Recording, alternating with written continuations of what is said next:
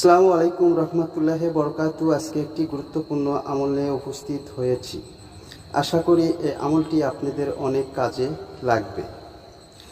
আশা করি কিছু আমলের রহস্য রয়েছে, আমি আপনাদেরকে বলার চেষ্টা করব। কমেন্ট করবেন, যাহাতে আপনারা অনেক উপকারে আসে বা উপকারিতা লাভ করতে পারেন। কিছু আমল এমন আছে যেগুলো করতে খুব বেশি সময়ের প্রয়োজন হয় না, অনেক জ্ঞানের অধিকারীও হতে হয় না।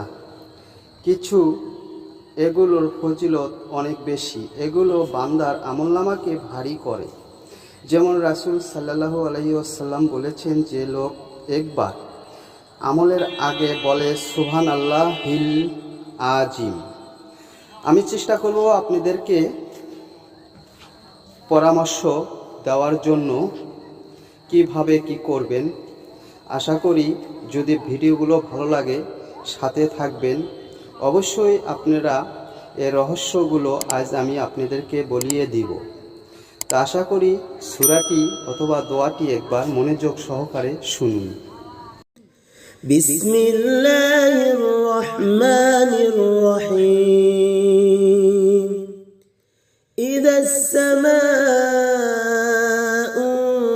ফাতারাত ওয়া ইযাল কাওয়াকিবু انتثرت وإذا البحار فجرت وإذا القبور بعثرت علمت نفس ما قدمت وأخرت يا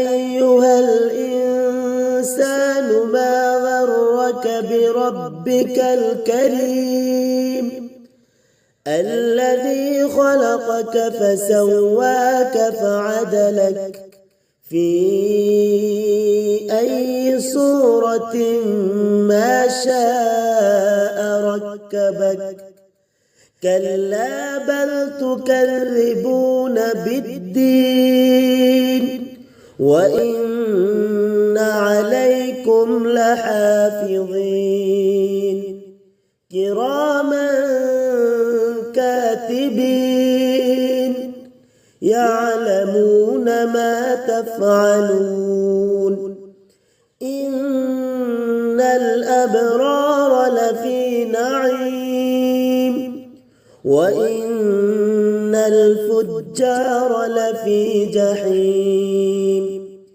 يصلونها يوم الدين وما هم عنها